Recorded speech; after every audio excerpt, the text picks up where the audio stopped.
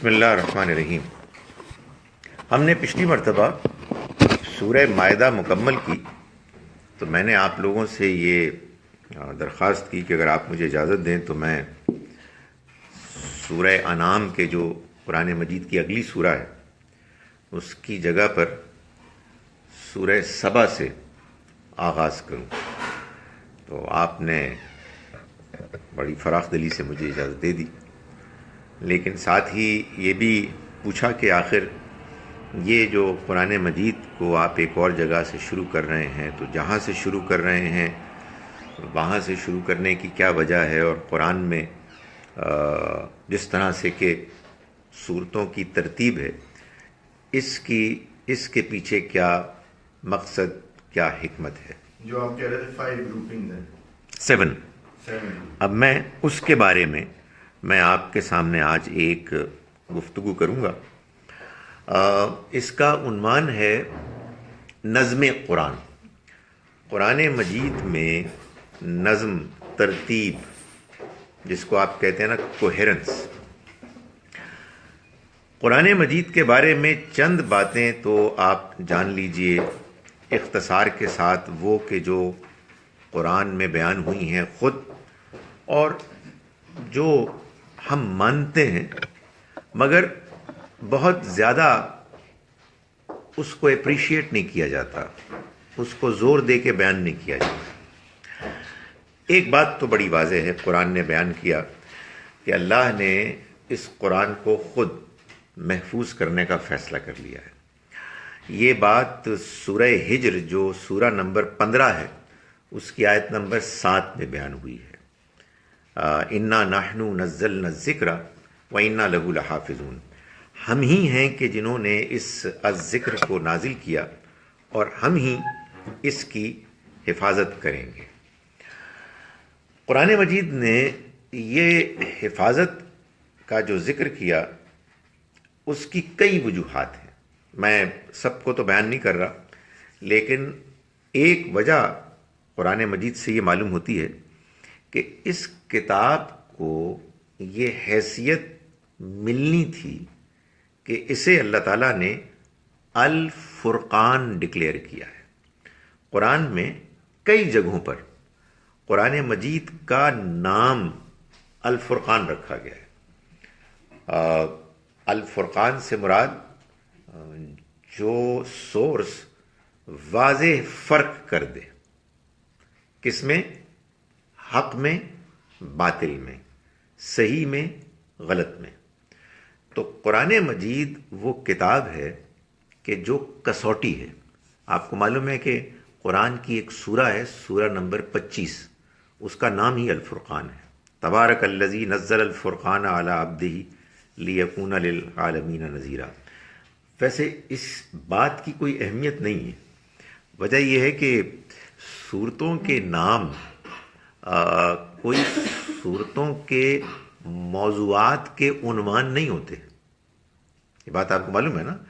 سورہ بقرہ کا مطلب ہے گائے. تو یہ مطلب نہیں ہے کہ سورہ بقرہ میں گائے سے متعلق بہت سی تفصیلات بیان کی گئی ہیں.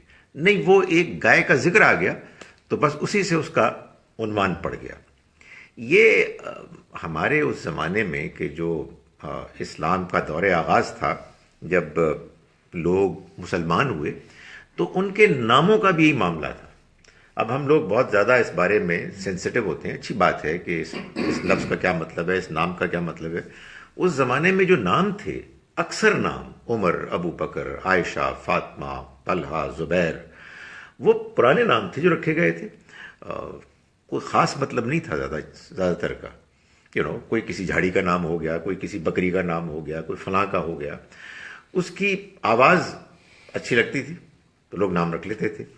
اور اسلام کے آنے کے بعد، یعنی یہ بھی جملہ شاید غلط ہے، نبی صلی اللہ علیہ وسلم پر وحی کے آغاز کے بعد، آپ کے اعلان نبوت کے بعد، ایسا نہیں ہوا کہ آپ نے کہا کہ بھائی لاؤ آپ تمہارے نام اسلامی نام کرتے ہیں. نہیں، وہی نام برقرار رہے، سوائے ان ناموں کے کہ جو مشرکانہ نام تھے. عبد العزا، عبد اللات، عبداللہ، عبد الرحمن ہو گئے. باقی سب وہی نام ہے، کوئی نام نہیں بدلا گیا.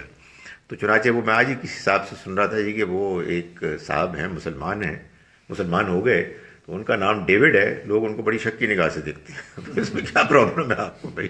ان کا نام ڈیوڈ تھا، ان کا نام ڈیوڈ رہنا چاہیے، ڈیوڈ ہمارا بھی نام ہے، یعنی داؤد علیہ السلام کو انگریزی میں ڈیوڈ ہی کہتے ہیں۔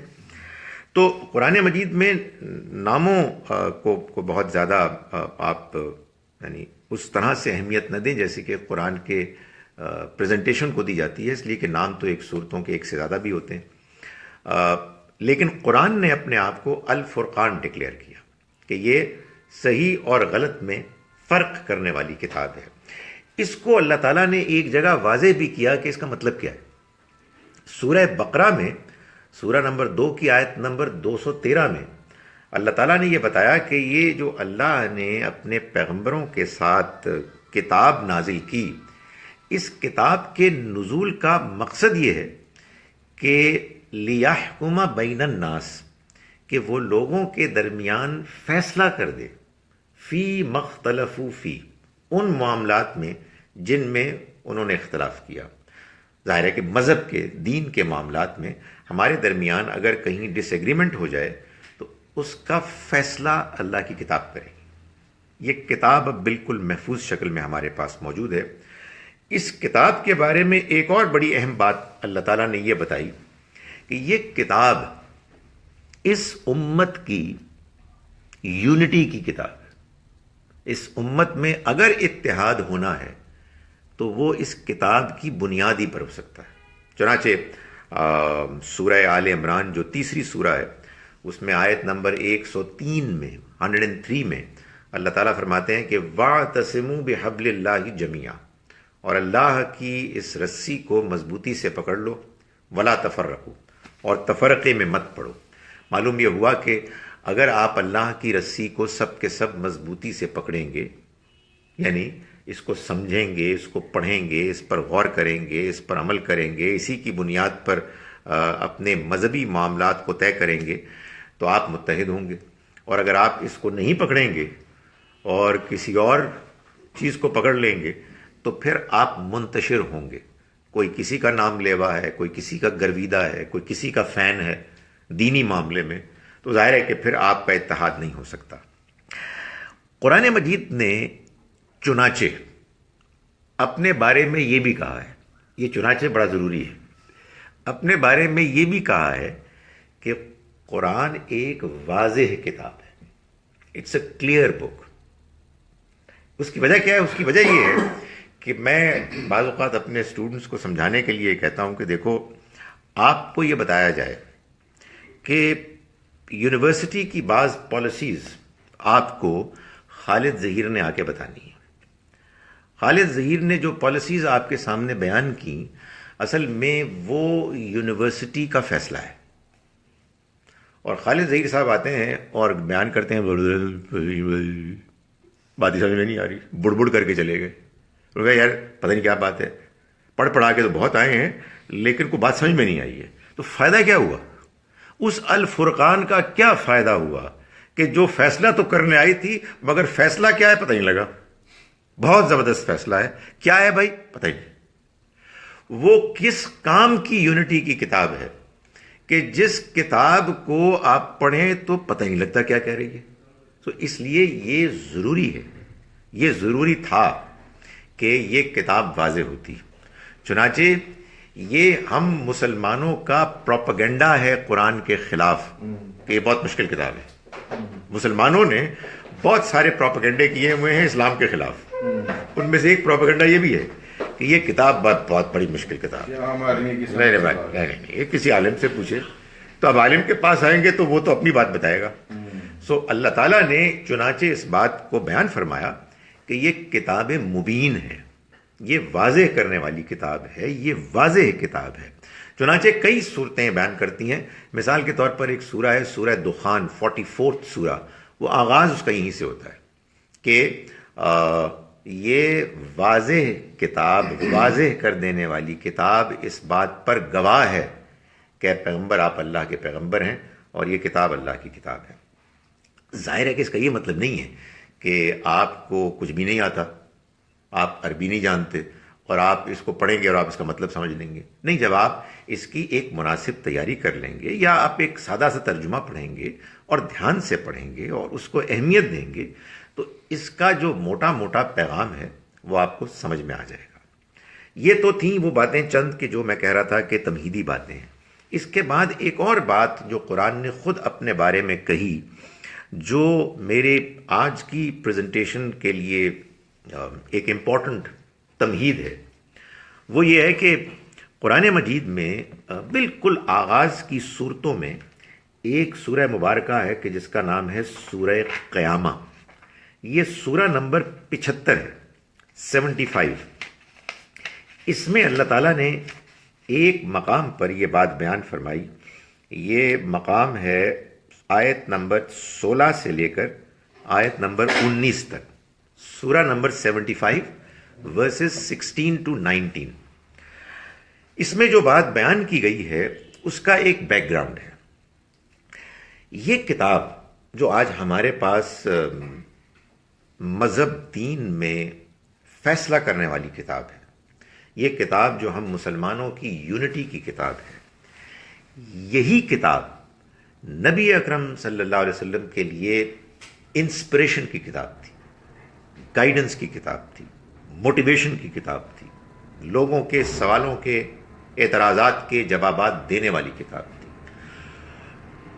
یہ آپ کو حوصلہ دیتی تھی، اور جب لوگ کوئی سوال کرتے، اعتراض کرتے، کوئی آپ کو مشکل پیش آتی، تو قرآن مجید تھا کہ جو آپ کو مضبوط کرتا. چنانچہ نیچرلی نبی صلی اللہ علیہ وسلم کو وحی کا انتظار رہتا، اور جب وحی آتی تو آپ اس کو بہت شوق سے لیتے، اور جب آپ اس کو شوق سے لیتے تو معلوم یہ ہوتا ہے کہ اس کو جلدی جلدی پڑھتے، جلدی جلدی لیتے، تاکہ زیادہ سے زیادہ ملے. جو کچھ آ گیا ہے اس کو فوراً لے لیں شوق میں، اور وہ جو آیا ہے وہ اور آئے.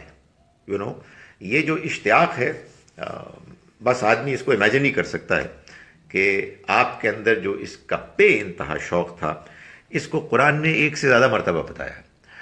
بائی دا وے، میں یہ ہمیشہ گلا کرتا ہوں، اور میں اس میں اپنے آپ سے بھی کرتا ہوں کہ آنیسٹلی ہم نے قرآن مجید کو جو اس کی حیثیت ہے وہ دی ہی نہیں ہے.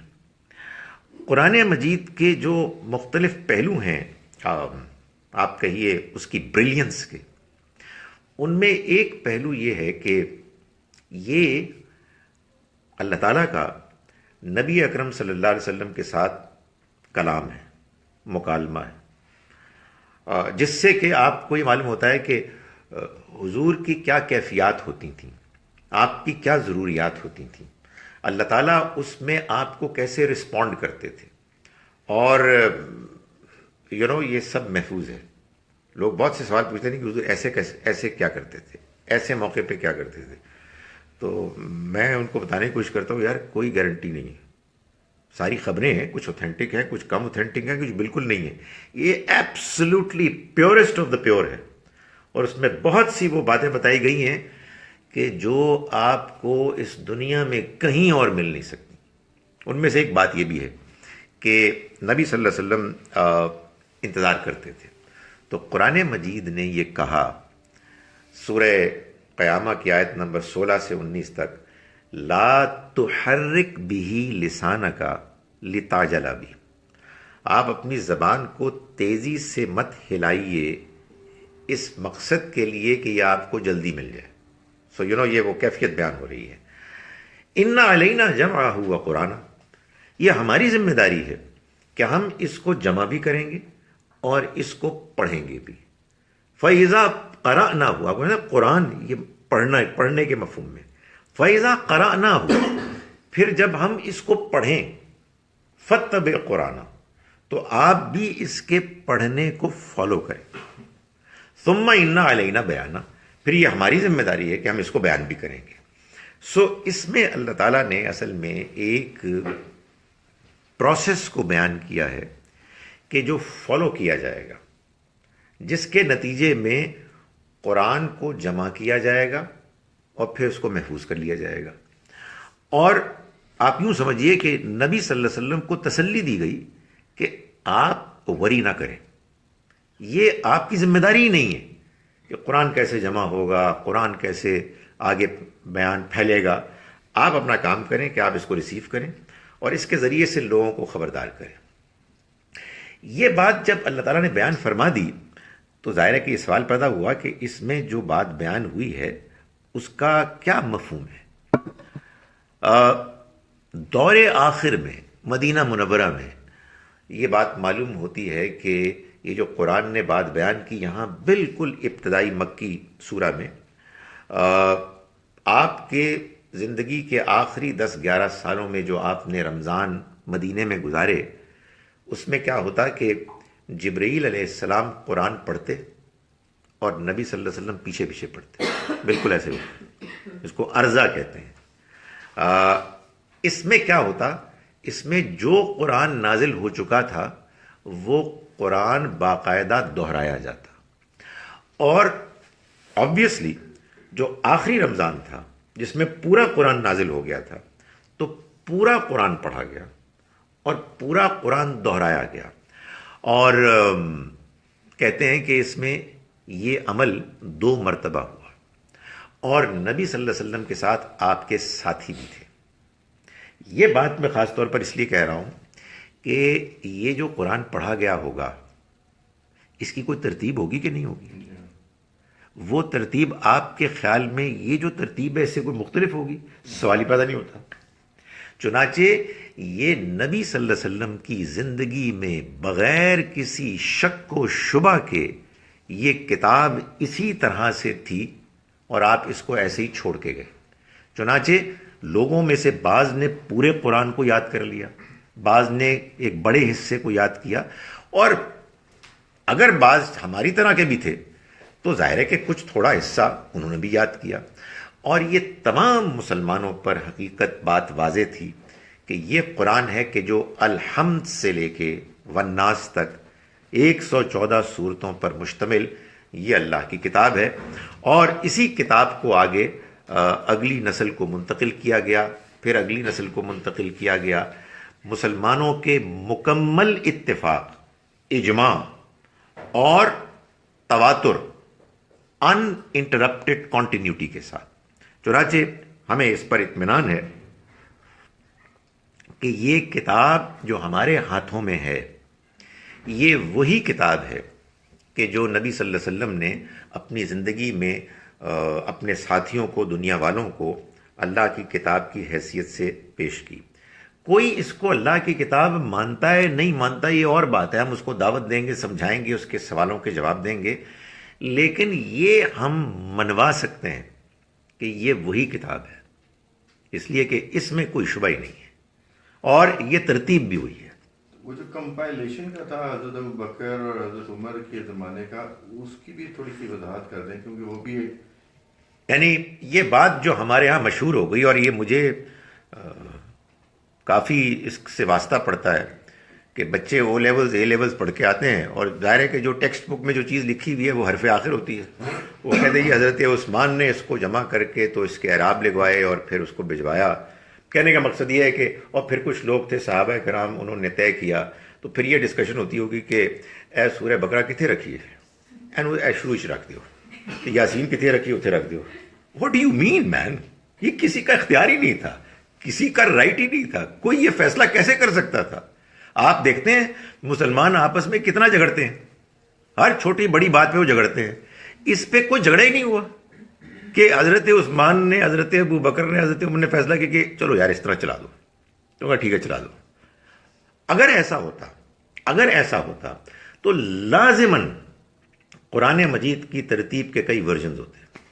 یہ کتنی دلچسپ بات ہے کہ نبی صلی اللہ علیہ وسلم جس قرآن مجید کو ریسیو کر رہے تھے آپ نے اپنے زمانے میں کرونالوجیکلی، یہ بات ہم سب جانتے اور مانتے ہیں کہ یہ قرآن اس سے بہت مختلف ہے، اس لیے کہ یہ آپ نے جمع کیا، آپ نے یاد کیا، آپ کے ساتھیوں میں سے بعض نے یاد کیا. جو بات کے لوگوں نے کیا بس وہ اس کو ظاہر ہے کہ لکھ دیا اسی چیز کو، اور بعد میں اعراب لگا دیا. اعراب کا بھی کیا قصہ ہے؟ اعراب کیا ہوتے ہیں اصل میں؟ انگریزی کے جو واولز ہیں وہ تو الفابیٹس کا حصہ ہو گئے. ہمارے واولز جو ہیں، چاہے عربی ہو چاہے اردو ہو، یہ اصل میں زیر زبر پیش کی شکل میں لگائے جاتے ہیں. حرکتیں، حرکات ان کو کہتے ہیں. میں اس وقت آپ کے سامنے اردو بول رہا، جب یہ اردو لکھی جائے گی تو اس میں لکھی کے لام کو اگر کسی اردو نہ جاننے والے کو، اناڑی کو پڑھانا ہوگا تو لام کے نیچے زیر لگا دیں گے. آپ کو پڑھانے کے لیے زیر لگانے کی ضرورت نہیں، اس لیے کوئی خدشہ نہیں ہے کہ آپ اس کو لکھی یا لکھی پڑھیں گے. تو یہ اصل میں بعد میں اعراب یا حرکات لگائی گئیں تاکہ جو بعد میں آنے والے لوگ ہیں عجمی، وہ اس کو پڑھ سکیں. ورنہ یہ قرآن پہلے دن سے محفوظ ہے بالکل اسی طرح سے. اب میں اپنے اس پوائنٹ کی طرف آ رہا ہوں. ظاہر ہے کہ یہ سوال پیدا ہوتا ہے کہ آخر پھر ایسا کیوں ہوا کہ اس کی ترتیب کو بدل دیا گیا. ظاہر ہے کہ ایک وجہ تو بڑی سادہ ہے. جب نبی اکرم صلی اللہ علیہ وسلم پر قرآن نازل ہو رہا تھا تو ابھی کوئی امت نہیں تھی. ابھی آپ دعوت دے رہے تھے، لوگوں کو بلا رہے تھے، ان کے غلط نظریات، عقائد، تصورات کو پر تنقید ہو رہی تھی، ان کو صحیح ایمان کی، اخلاق کی، شریعت کی دعوت دی جا رہی تھی. تو as and when the need arises for a certain passage to be revealed، وہ ریویل ہوتا تھا. جب بھی کوئی اس طرح کی ضرورت پیش آئی یہ کام ہو گیا. لیکن جب یہ پورا قرآن نازل ہو گیا تو اب ایک امت موجود تھی، اور اس امت کو اب یہ قرآن ایسے دینا تھا کہ وہ اب بحیثیت امت، بحیثیت مسلمان اس کو پڑھیں گے اور اس سے ہدایت حاصل کریں گے. اور نبی صلی اللہ علیہ وسلم نے اپنی زندگی میں جس طرح سے اس کے پیغام کو اور اس کے مشن کو پھیلایا اور اکمپلش کیا، اس کو بھی وہ جانیں گے. چنانچہ آپ یہ دیکھتے ہیں کہ پہلی 4 بڑی صورتیں، سورہ بقرہ، سورہ آل عمران، سورہ نساء، سورہ مائدہ، یہ وہ صورتیں ہیں کہ جن میں یا ایڈریس کیا گیا ہے مسلمانوں کو بالعموم، یا ایڈریس کیا گیا ہے اہل کتاب کو جو مسلمانوں سے پہلے کے مسلمان تھے، تاکہ ابتدا ہی میں بات معلوم ہو جائے کہ ہم سے اللہ تعالیٰ کیا موٹی موٹی باتوں کا تقاضا کر رہا ہے، اور اس میں پچھلے لوگوں نے کہاں کہاں غلطیاں کی ہیں، تاکہ ہمیں ایک ہدایت مل جائے، ایک رہنمائی مل جائے. اور پھر قرآن ایک ترتیب سے ان تمام باتوں کو بھی بیان کرتا ہے کہ جو فرام ٹائم ٹو ٹائم نبی صلی اللہ علیہ وسلم کی زندگی میں پیش آئیں. مگر اب ظاہر یہ سوال پیدا ہوتا ہے کہ یہ جو ترتیب ہے یہ اصل میں ہے کیا؟ یہ ایک لمبی بات ہے، لیکن میں یہاں اس کو اختصار کے ساتھ بیان کر رہا ہوں. قرآن کی ترتیب کو اپریشیٹ کرنا، اس کے سیکوینس کو اپریشیٹ کرنا، اصل میں اس کے لیے جو عنوان ٹائٹل باندھا گیا ہے وہ ہے نظم قرآن. قرآن کا نظم، یعنی اس کے اندر کوہیرنس. سمجھانے کے لیے میں یہ کہہ رہا ہوں کہ کوہیرنس کیا ہوتا ہے، اس کو جاننے کے لیے انکوہیرنس کو جاننا چاہیے. جب آپ کو یہ بات معلوم ہو جائے گی کہ انکوہیرنس کیا ہوتا ہے تو آپ کو اس کا الٹ سمجھ میں آ جائے گا. انکوہیرنٹ گفتگو وہ ہوتی ہے جو ہم بہت کرتے ہیں. ایک جملہ بولا اور اگلے جملے کا اس سے کوئی دور دور کا واسطہ نہیں. میں آیا تو بڑا ٹریفک تھا. آج سکور کیا ہوا ہے جناب؟ موسمی حالات کے بارے میں بتائیے. ایک جملہ ہے، پھر دوسرا جملہ ہے، پھر تیسرا جملہ ہے. معلوم ہوتا ہے کوئی ترتیب نہیں. دس از نون ایز انکوہیرنس، بے نظم گفتگو، بے ترتیب گفتگو. تو قرآن مجید ایک منظم کلام ہے، ایک کوہیرنٹ کلام ہے. آپ پوچھیں گے کہ یہ آپ کی خواہش ہے جس کو آپ بیان کر رہے ہیں؟ نہیں، قرآن خود بیان کر رہا ہے۔ ایک تو یہ کہ میں نے آپ کے سامنے چند آیات میں بتایا کہ اللہ تعالیٰ نے اس قرآن کو اس ترتیب میں خود باندھا ہے، یہ میری، آپ کی یا کسی صحابہ کرام میں سے کسی کی ترتیب نہیں ہے۔ دوسری بات یہ ہے کہ قرآن یہ کہتا ہے، سورہ یاسین 36 نمبر سورہ، پہلی 3 آیات کیا کہتی ہیں؟ یاسین والقرآن الحکیم، یہ سورہ یاسین ہے، اور یہ حکمت والا قرآن گواہ ہے اس بات پر، انک لمن المرسلین، کہ یقیناً آپ رسولوں میں سے، یعنی آپ صلی اللہ علیہ وسلم کے اللہ کے رسول ہونے کی دلیل اور گواہی کے طور پر اللہ تعالیٰ نے قرآن کو پیش کیا، اور قرآن حکمت والا، وزڈم والا۔ تو اگر قرآن مجید بے ترتیب ہے تو یہ وزڈم والا کیسے ہو سکتا ہے؟ ظاہر ہے کہ اس کو تو پڑھنے کے بعد آدمی ویسے ہی پریشان ہو جائے گا جی کہ اس کو کیا پڑھیں اور کیا نہ پڑھیں، اس کو پڑھ کے کریں بھی کیا۔ یقیناً اس میں کوئی شک نہیں ہے کہ قرآن کی ہر آیت ایک آیت ہے، آیت کا مطلب نشانی، اللہ کی وزڈم کی نشانی، مگر بہت فرق ہے کہ کچھ آپ کے پاس اقوال زرعی کا مجموعہ ہو، ہمارے ہاں قرآن مجید کے بارے میں بہت سے لوگ یہ سمجھتے ہیں کہ یہ کوٹیبل کوٹس کا ایک مجموعہ ہے، جہاں سے بھی چک لو، کوئی ایک آیت پکڑو اور آپ کو جی بہت زبردست آیت ہے، آپ نے پھر ایک اور وہاں سے لے لی۔ ہم لوگ عام طور پہ کرتے بھی یہی ہیں، بہت سے، اللہ معاف کرے، ایسی بھی چیزیں مشہور ہیں کہ لوگ، بڑے لوگ، لیڈر لوگ ایک تقریر لکھتے ہیں اور پھر اپنے کسی ایڈیٹر کو کہتے ہیں یار اس میں کچھ آیات بھی آپ ساتھ ایڈ کر دیں، اس سے ذرا ایک امپریسو ہو جائے گی بات تو میں کوئی کر چکا ہوں لیکن کچھ بات کر دیں۔ اور اس کی مجھے بھی بعض اوقات یہ کہا گیا، میں نے میرے پاس تو اس سے ملا کے کرنے کی کوئی چیز نہیں، قرآن اپنی بات کرتا ہے، کوئی آپ کو فٹ آپ کی گفتگو یا تقریر میں فٹ ہونے کے لیے تھوڑی آیا۔ تو قرآن مجید میں جو بات بیان ہوئی ہے وہ بات منظم ہے۔ اس کا ایک اشارہ ایک جگہ پر واضح طور پر اللہ تعالیٰ نے کیا بھی ہے، وہ میں بعد میں اس کو بیان کروں گا، لیکن قرآن کے پر حکمت کتاب ہونے میں بھی یہ بات بیان ہو گئی ہے۔ جن لوگوں نے قرآن مجید کے نظم پر، اس کی کوہرنس پر غور کیا، اور بہت کام ہوا، اور اللہ کا شکر ہے کہ یہ کام زیادہ کنونسنگ طریقے سے ہمارے ہاں سب کانٹیننٹ میں ہوا، اور اس میں جو اس کے آپ کہیے آغاز کرنے والے تھے وہ ایک بڑے اسکالر تھے سب کانٹیننٹ کے، مولانا حمید الدین فراہی، جن کا انتقال 1930 میں ہوا۔ وہ عربی، عبرانی، فارسی، انگریزی زبانوں کے ماہر تھے، اور ایک زمانے میں سر سید احمد خان نے ان کو بڑی پذیرائی کی، وہ علی گڑھ یونیورسٹی میں بھی وہ رہے، وہاں ایک صاحب آئے ہوئے تھے باہر سے جو ہیبریو کے، عبرانی کے بڑے ماہر تھے،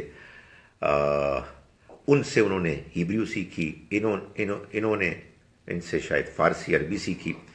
بہرحال جو کچھ بھی تھا، وہ قرآن مجید کے ایسے اسکالر تھے کہ جو قرآن پر غور کرتے تھے اور بہت زیادہ تقریریں نہیں کرتے تھے، جس کا یہ نتیجہ ہے کہ آپ کو ان کا نام ہی نہیں پتہ۔ ظاہر ہے آپ ابوالکلام آزاد سے واقف ہیں، ابوالعلا مودودی سے واقف ہیں، آپ دیوبند کے علماء سے واقف ہیں، لیکن ان کے نام سے اس لیے واقف نہیں ہیں کہ ان کا کام سارے کا سارا عربی میں۔ وہ ایک دلچسپ رائے رکھتے تھے، ان کی رائے یہ تھی کہ آپ نے جو واعظ نصیحت کرنی ہے وہ تو آپ کریں اپنی زبان میں، لیکن جو دین پر علمی کام ہے وہ عربی میں ہونا چاہیے۔ اور اس کی وہ وجہ یہ بیان کرتے تھے کہ اگر آپ نے یہ کام اردو میں بیان کرنا شروع کر دیا یا انگریزی میں کرنا شروع کر دیا تو اس کے نتیجے میں عطائی پیدا ہوں گے، کویکس، جو تھوڑا بہت شدھ بدھ حاصل کر کے تو دین بیان کرنا شروع کر دیں گے۔ اینی وے، وہ ایک بالکل سیپریٹ ایشو ہے۔ انہوں نے اس کام کا آغاز کیا، پھر اس کے بعد امین احسن اصلاحی صاحب ان کے شاگرد ہیں، انہوں نے اس کام کو آگے بڑھایا۔ تدبر قرآن ان کی جو تفسیر ہے وہ شاندار تفسیر ہے، اس میں انہوں نے قرآن کے نظم کو واضح کیا، اور امین حسن اصلاحی صاحب کے شاگرد ہیں جاوید احمد غامدی صاحب. انہوں نے تدبر قرآن کے بعد البیان کو پیش کیا. البیان اصلاً قرآن مجید کا ترجمہ ہے، نظم قرآن ہی کے پہلو سے، کچھ حاشیے بھی ہیں. بیسیکلی وہ تدبر قرآن ہی کی ایکسٹینشن ہے، لیکن تدبر قرآن ایک شاندار تفسیر ہونے کے باوجود اس کا ترجمہ اس کا تقاضا کرتا تھا کہ اس ترجمے کو اس نظم کی روشنی میں واضح کر دیا جائے یا اس کو پیش کر دیا جائے. چنانچہ یہ تین سورسز ہیں، ان سب نے مل کر اور ظاہر ہے اس پہ ابھی بہت کام ہوا ہے، بہت کام ہونا ہے، اور اس کی اب اپریسیشن صرف سب کانٹیننٹ ہی میں نہیں ہے. جہاں جہاں یہ چیز گئی ہے، لوگوں نے جو اوپن مائنڈڈ لوگ ہیں، جو بات سمجھنے کے لیے تیار ہیں، انہوں نے اس کی بہت پذیرائی کی. بلکہ سچی بات ہے ٹریڈیشنل اسکالرز نے بھی، ایک بڑے اسکالر گزرے ہیں دیوبند کے، مولانا منظور نعمانی، انڈیا میں ہوا کرتے تھے. جب شروع میں جماعت اسلامی بنی تو مولانا مودودی کے علاوہ جو 2-3 اور بڑے لوگ اس میں شامل ہوئے، اس میں مولانا منظور نعمانی بھی تھے. تو وہ مولانا اصلاحی کے کئی دوست بھی تھے. تو وہ ان کو لکھتے تھے خط میں کہ میں جب اب درس قرآن دیتا ہوں تو تمہارے تفسیر سے دیتا ہوں، میرے لیے اس کے سوا کچھ چارہ ہی نہیں ہے. It is so convincing. تدبر قرآن. تو تدبر قرآن میں اس کی سیل مارکیٹنگ نہیں کر رہا، لیکن آپ کے پاس ہونی چاہیے، کیونکہ غامدی صاحب نے بھی کوئی تفسیر، وہ البیان ہے، وہ ترجمہ ہے اور حاشی ہے. وہ البیان ہے، وہ 5 والیومز ہیں، یہ آئی گیس 7-8 والیومز ہیں. اب جناب اختصار کے ساتھ میں آپ کے سامنے وہ فیچرز پیش کر رہا ہوں نظم کے کہ جو ان بزرگوں نے واضح کیے، مزید واضح کیے. ان کو ابھی تو آپ میری زبان سے سنیں، اس لیے کہ آپ کی مجبوری ہے، لیکن آپ اس کو مانیں گے کیسے، مانیں گے کیوں؟ اس کے لیے میں ایک مثال پیش کرتا ہوں. وہ مثال یہ ہے کہ وہ مثال بھی پرانی ہو گئی ہے، لیکن مجبوری ہے میری، کہ ایک زمانہ ہوا کرتا تھا، ونس اپون اے ٹائم، ہم لوگ رمضان مبارک اور عید کے طے کرنے کے لیے خاص طور پر پچھلے مہینے کی 29 تاریخ کو چھتوں پہ چڑھ جاتے تھے چاند دیکھنے کے لیے. اب رویت ہلال کمیٹی وہ ہیڈڈ بائی منیب الرحمان صاحب، ماشاء اللہ وہ یہ کام کرتے ہیں. تو اس میں کیا ہوتا تھا، بارہا ایسا ہوتا تھا کہ کوئی بچہ، کوئی بڑا، کوئی بھی ایک نعرہ لگاتا تھا، او دیکھو چاند. اچھا کیا ہوتا تھا کہ لوگ پوچھتے کدھر ہے، تو وہ کہتا دیکھو وہ جو ہے نا کھمبا اور وہ جو درخت ہے، ان کے درمیان میں دیکھو اور ذرا اوپر سے دیکھو، اوپر کر کے.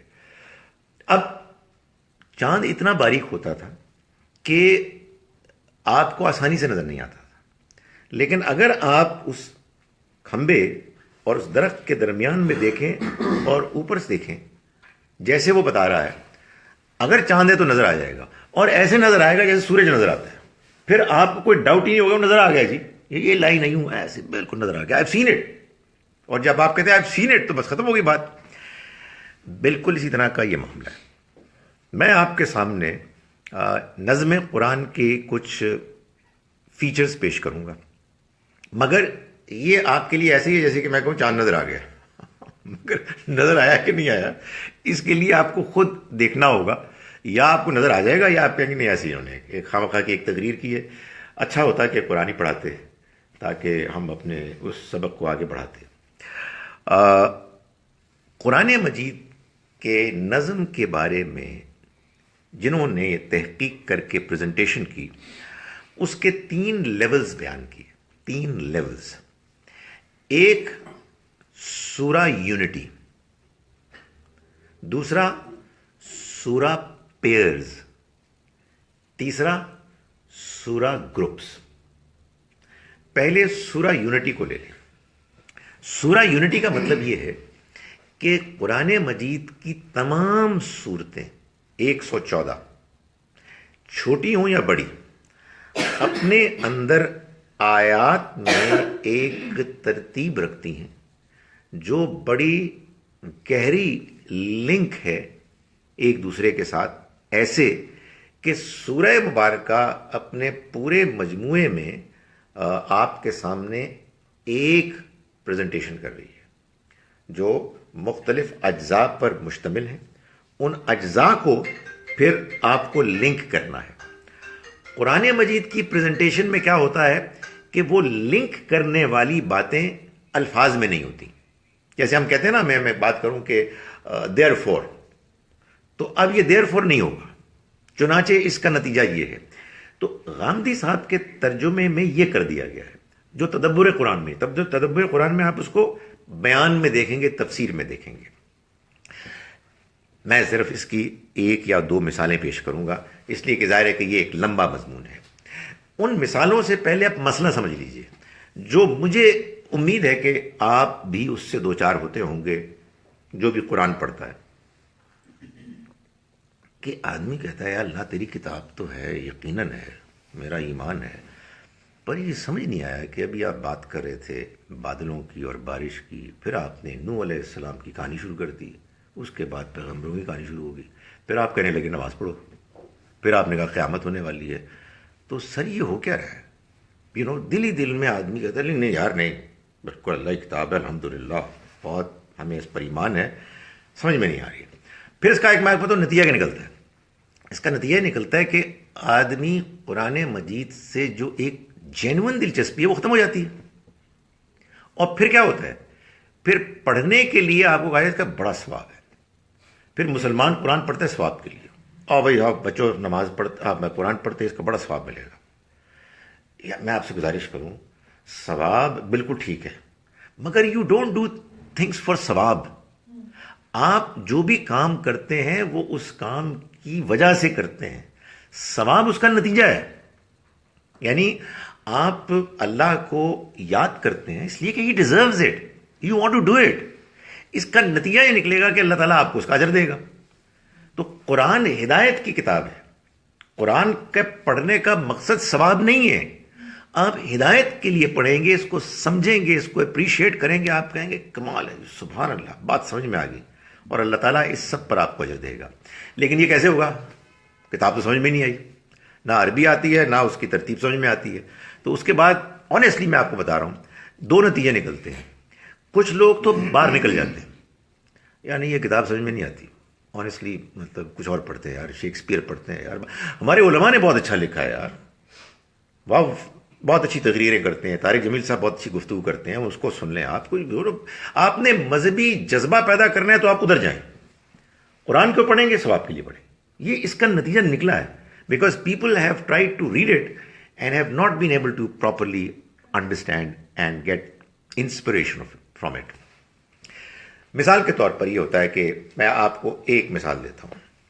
اللہ تعالیٰ نے سورہ بقرہ کے آغاز میں فرمایا کہ اللہ نے فرشتوں سے یہ کہا کہ تم آدم کے آگے سجدہ کرو. تو سبھی نے سجدہ کیا سوائے ابلیس کے. اس نے انکار کیا، اس نے تکبر کیا، اور وہ کافروں میں سے ہو گیا. اور پھر اس کو آگے بیان کیا، جنت میں داخل کیا گیا، درخت تھا، اینڈ سو آن. یہ بات ہوگی، سٹوری سمجھ میں آ گئی، فائن، ایک پوری بات ہے. اس کے بعد یہ کوئی 35-36 نمبر آیت ہے، اور بات آگے تک 39 تک چلتی ہے. 40 میں اللہ تعالیٰ فرماتے ہیں اے بنی اسرائیل، یا بنی اسرائیل اذکروا نعمتی التی انعمت علیکم، یاد کرو وہ میری وہ نعمت جو میں نے تم پر کی، اور تم میرے عہد کو پورا کرو، میں تمہارے عہد کو پورا کروں گا، اور مجھی سے ڈرو تم، اور پہلے انکار کرنے والے مت بنو، ولا تکونوا اول کافر بہ. تو یہ پھر چلتی ہے بات. تو آدمی کہتے کیا ہوا؟ All of a sudden a shift, اور کوئی انڈیکیٹر نہیں، کچھ نہیں. تو یہ کیا ہو رہا ہے؟ سو آدمی بھی کہتا ہے ٹھیک ہے جی ایسے ہی چلے گا، پہلے یہ بات ہوئی ہے، پھر وہ بات ہوئی ہے، پھر وہ بات ہوئی ہے. لیکن اگر آپ پورے کانفیڈنس کے ساتھ قرآن کو پڑھیں، اس کانفیڈنس کے ساتھ کہ یہ اللہ کا کلام ہے، یہ ایک پر حکمت کلام ہے، اس کی باتیں آپس میں مضبوطی کے ساتھ جڑی ہوئی ہیں، تو انشاءاللہ اللہ تعالیٰ آپ کو دیکھیں گے کہ ہر اس طرح کے موڑ پر آپ کو واضح لکھا ہوا بورڈ نظر آئے گا. اس میں کیا ہے؟ دیکھیے بنی اسرائیل یہودیوں کو جو رکاوٹ تھی نبی اکرم صلی اللہ علیہ وسلم پر ایمان لانے میں، وہ اصل میں ان کا یہ احساس تھا کہ ہم تو ہیں بنی اسرائیلی، اللہ کے چنے ہوئے، تمام جہانوں پر ہم کو فضیلت دی گئی، یہ قرآن بھی بیان کرتا ہے۔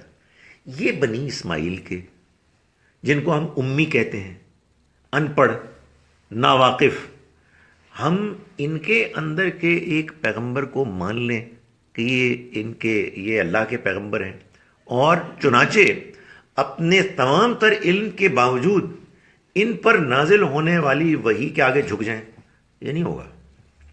تو اللہ تعالیٰ نے ان کو دعوت دینے سے پہلے ان کو وہ قصہ یاد کرایا کہ جس میں آدم کے آگے فرشتوں کو جھکنے کے لیے کہا گیا، اور فرشتے ظاہر جو بھی اپنے آپ کو سمجھتے تھے وہ جھک گئے، کیوں؟ یہ اللہ کا حکم تھا۔ اور ابلیس، اس نے جھکنے سے انکار کر دیا، اس لیے کہ وہ اپنے آپ کو بڑا سمجھتا تھا، اس نے تکبر کیا، اس نے انکار کیا، وہ منکروں میں سے ہو گیا، اور پھر اللہ کی نگاہ میں وہ ہمیشہ کے لیے گر گیا۔ تو اہل کتاب یہود کو قرآن مجید پر دعوت دینے پر ایمان لانے کی دعوت دینے سے پہلے اللہ تعالیٰ نے وہ واقعہ بیان کیا کہ جس واقعے میں اللہ تعالیٰ نے ان کو ان کی اپنی انڈرسٹینڈنگ کے ساتھ، یہ جو پہلے سے موجود تھی، یہ بتایا کہ دیکھو یہ بالکل ممکن ہو سکتا ہے کہ اللہ تعالیٰ بعض اوقات کوئی ایسا حکم دیں جس کے بارے میں تمہیں یہ خیال ہو کہ انا خیر منہ، میں اس سے بہتر ہوں، خلقتنی من نار، تو نے مجھے تو آگ سے پیدا کیا، وخلقتہ من طین، اور اس کو تو نے مٹی سے پیدا کیا۔ تو اگر تو جو اپنی پرسیپشن ہے سپیریورٹی کی وہ کوئی اہمیت رکھتی ہے تو پھر تو ابلیس کی بات بھی ٹھیک تھی، لیکن تمہیں یہ معلوم ہے کہ ابلیس اب خدا تعالیٰ کے ہاں قیامت تک کے لیے، ہمیشہ کے لیے ایک ریجیکٹڈ ایک مخلوق ہے، ایک فرد ہے۔ تو تم کہیں ابلیس کی طرح تکبر کرتے ہوئے اللہ کے ان پیغمبر کے پر ایمان لانے سے اپنے آپ کو محروم نہ کرو۔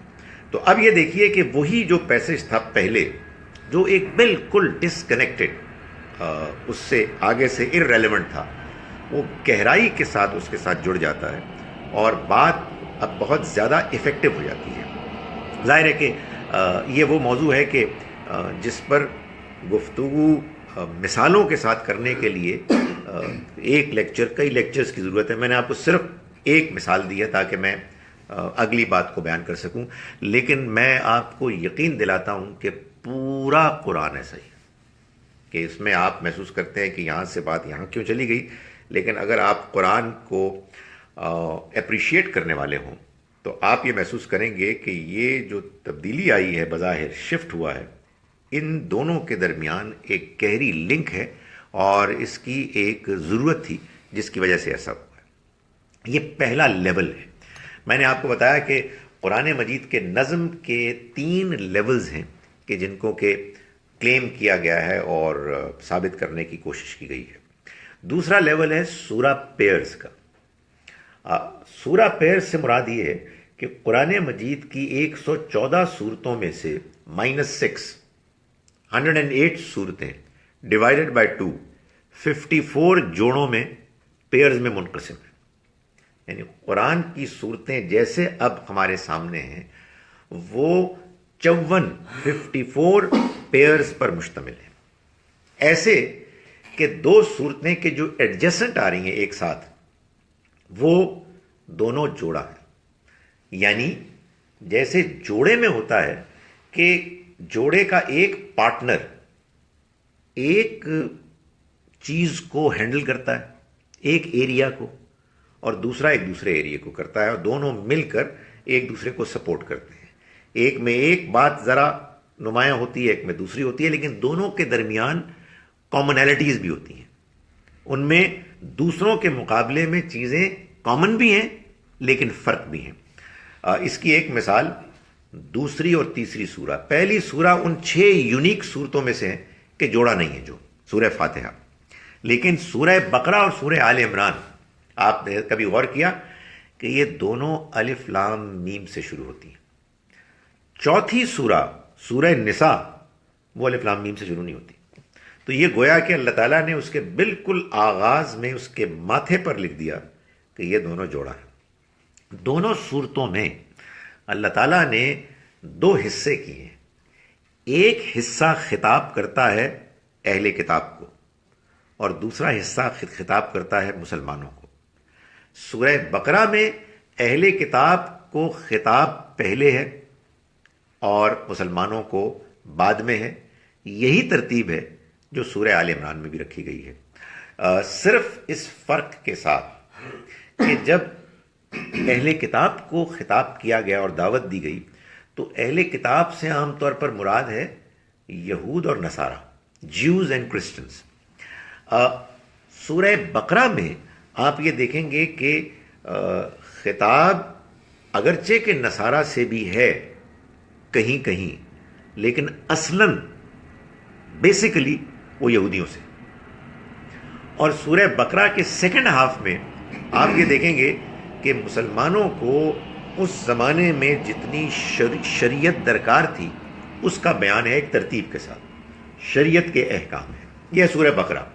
سورہ آل عمران جو اس کی جوڑا سورہ ہے، اس میں بھی پہلا حصہ آلموسٹ آئیڈینٹیکل، یعنی بالکل یوں سمجھیے کہ ایکول ہافز میں ہے.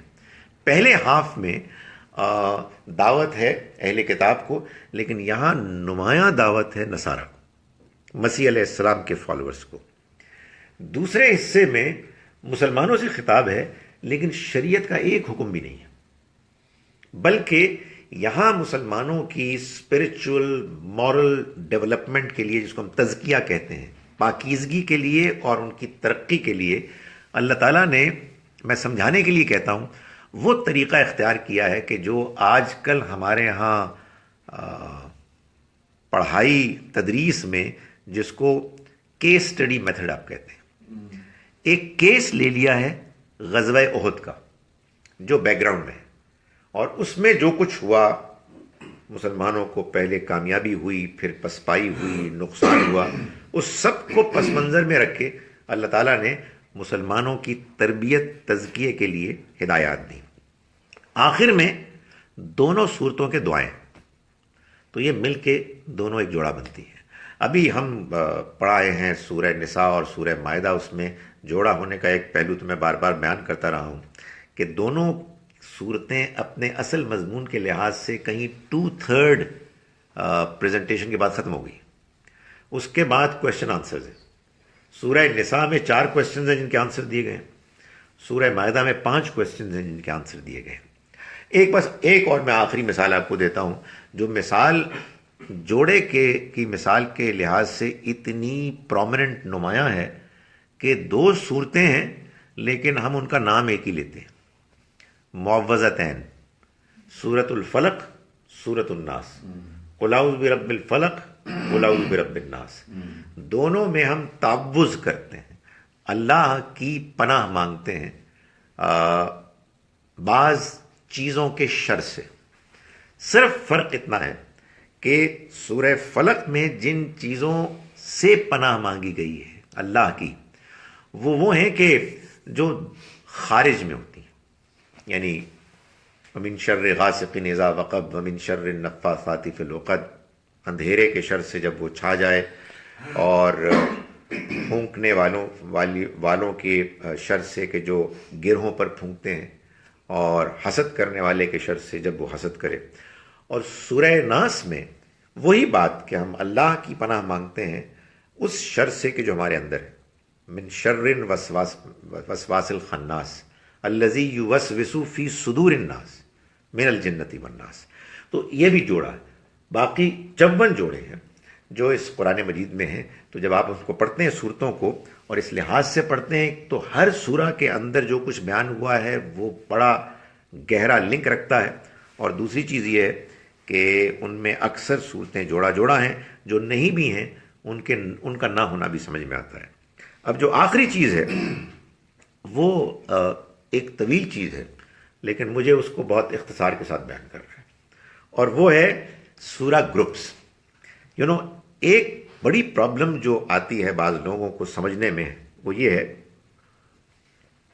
کہ کیا چکر ہے کہ قرآن مجید میں صورتیں مکی بھی ہیں مدنی بھی ہیں. آپ کو معلوم ہے کہ قرآن کا ایک حصہ مکے میں نازل ہوا اور قرآن کا ایک حصہ مدینے میں نازل ہوا. لگ بھگ رفلی 2/3 of the Quran was revealed in Makkah and 1/3 in Madinah. اگرچہ کہ یہ ٹھیک ہے کہ بعض آیات مکی ہیں لیکن وہ مدنی صورتوں میں شامل ہو گئی بعض، اور بعض آیات مدنی ہوں اور وہ مکی صورتوں میں شامل ہو گئی ہوں. مگر بائی اینڈ لارج مکی اور مدنی صورتوں کی تقسیم واضح ہے. جو پرابلم ہے وہ یہ ہے کہ آرڈینریلی آدمی یہ سوچتا ہے کہ بھائی بات یہ ہے کہ کوئی ایک تو ترتیب ہو، یا قرآن مدنی سے شروع ہو اور مکی پہ ختم ہو، یعنی ریورس کرونولوجیکل آرڈر ہو کہ سب سے آخری سب سے پہلے آ جائے اور سب سے پہلی سب سے آخر میں آئے. ایسا بھی نہیں. یا پھر جو کرونولوجیکل آرڈر ہے اس کے مطابق قرآن ہو، وہ بھی نہیں ہے. سورہ فاتحہ مکی، البقرہ، آل عمران، نساء، مائدہ مدنی، انعام، اعراف مکی، انفال، توبہ مدنی، یونس، ہود، یوسف ایٹسیٹرا 13 صورتیں مکی، نور مدنی، اینڈ دین فرقان ایٹسیٹرا مکی. تو بندہ کہتا ہے یار یہ کیا چکر ہے یار، واٹس گوئنگ آن. تو یہ ایک بڑا چیلنج تھا. دیکھیں آپس کی بات ہے، ہم جب مسلمان ہوتے ہیں نا آپس میں بات کرتے ہیں تو کوئی سر پھرا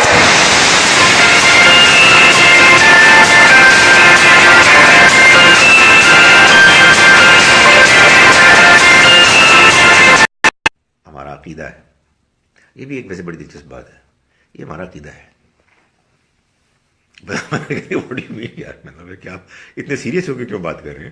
مطلب آپ سمجھائیں کیا مطلب ہے آپ کا، where does it come from. اس کو آپ تو وہ ایک جو ہمارے یہاں ٹینشن ہوتی ہے نا، اور جس میں پھر لوگ سارے سیریس ہو جاتے ہیں، اس کی وجہ یہ ہوتی ہے کہ جواب کو خاص نہیں ہے. تو پھر ایک ہی جواب ہے کہ اگر تم نے بات کی تو منہ توڑ دوں گا تمہارا. You will be thrown out of this place. How dare you speak. وہ پھر یہ ہوتا ہے، پھر یہ آدمی پھر اس طرح کی بات کرتا ہے تو لوگ پھر سوال نہیں کرتے. لیکن ظاہر ہے کہ اس کا نقصان ہی ہوتا ہے کہ جس کتاب نے سب سے زیادہ سٹریس کیا ہے کہ عقل کو استعمال کرو، اس کتاب کو پڑھنے سے پہلے عقل پر اتنا بڑا تالا لگا دیا جاتا ہے کہ جس کو کھولنے کے لیے کوئی چابی ایجاد ہی نہیں ہوئی. تو مرضی آپ گھمائیں کچھ نہیں ہوگا، کیونکہ بندہ پہلے سے ٹرینڈ ہے کہ اس کو پڑھتے ہوئے غور نہیں کرنا. آپ نے کوئی بات سمجھنی ہے بھیا میرے پاس ہے، میں نے کس کے لیے اپنے بال گرائے ہیں، سفید تو نہیں کہ گرائے ہیں اتنی میں، تو میں آپ کو بتاؤں گا. قرآن کو آپ پڑھے عقیدت کے ساتھ، اس کا آپ کو ثواب ملے گا. یہ ہوتا ہے. سو ایک کمپلیٹ ڈیٹیچمنٹ ہو جاتی ہے. اب میں آپ کو بتاتا ہوں کہ قرآن مجید میں کیا ہوا. قرآن مجید میں اللہ تعالیٰ نے صورتوں کو 7 صورتوں کے گروپس میں تقسیم کر دیا. So there are 7 distinct سورہ گروپس، ایسے کہ ہر گروپ ایک یا ایک سے زیادہ مکی صورتوں سے شروع ہوتا ہے اور ہر گروپ ایک یا ایک سے زیادہ مدنی صورتوں پر ختم ہوتا ہے. سو قرآن مکی مدنی صورتوں پر مشتمل 7 گروپس کا مجموعہ ہے. ہم نے پہلا گروپ ختم کیا اور میں نے آپ سے فرمائش کی کہ آپ مجھے 5ویں گروپ کو شروع کرنے دیں، کیونکہ ہر گروپ اصل میں قرآن کی دعوت پیش کر رہا ہے. کسی میں کسی چیز پر زیادہ ایمفسس ہے، کسی میں کسی دوسری چیز پر زیادہ ایمفسس ہے. سو آپ جس گروپ کو بھی پڑھ لیں آپ کو قرآن کی موٹی موٹی بات دعوت آپ کے سامنے آ جائے گی. چنانچہ یہ بات اب کوئی پرابلم نہیں ہے کہ یہ کیوں ہو رہا ہے کہ مکی صورتیں پھر مدنی صورتیں پھر مکی صورتیں پھر مدنی صورتیں. معلوم یہ ہوتا ہے کہ یہ خدا تعالیٰ کی باقاعدہ سکیم کا حصہ ہے. میں اب آپ کو چلیں گروپس کی میں آئیڈینٹیفیکیشن بھی کر دیتا ہوں، وہ ایک لمبی بات ہے لیکن میں آپ کو بتا دیتا ہوں مختصر انداز میں، اور پھر ایک گروپ کی مختصر سی مثال بتا دیتا ہوں اور آخر میں ایک آیت کا حوالہ دے کے میں اپنی گفتگو ختم کرتا ہوں. یہ میں ہمیشہ اپنی تقریر میں درمیان میں کہیں بولتا ہوں کہ گفتگو ختم ہونے والی ہے، اس سے میں دیکھتا ہوں کہ آڈینس میں ایک جان پیدا ہو جاتی ہے, ایک freshness, they start enjoying it. اور کبھی کوئی یہ نہیں کہتا نہیں نہیں نہیں کوئی ایسی بات نہیں ہے, never ever has it happened. یہاں بھی یہی ہے الحمدللہ. یعنی ہم سچے لوگ ہیں نا, اس لیے بہت اچھی بات ہے. گزارش یہ ہے کہ جو گروپس ہیں وہ یوں ہیں. پہلا گروپ سورہ فاتحہ سے شروع ہوتا ہے, اور اس کی سورہ فاتحہ مکی سورہ ہے, اگلی 4 سورتیں مدنی ہیں.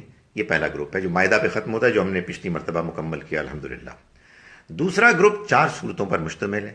سورہ انعام سے شروع ہوتا ہے, انعام اور اعراف یہ مکی ہیں, اور انفال اور توبہ یہ مدنی ہیں.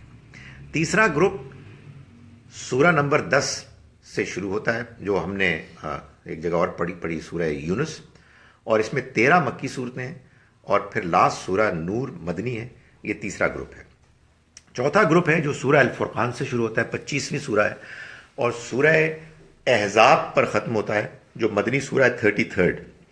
پانچواں گروپ جو انشاءاللہ ہم اگلی مرتبہ شروع کریں گے وہ سورہ سبا سے شروع ہوتا ہے, اور سورہ حجرات, سورہ سبا از 34th سورہ, سورہ حجرات ہے 49th سورہ, اس میں 3 مدنی صورتیں ہیں, اس پر ختم ہوتا ہے.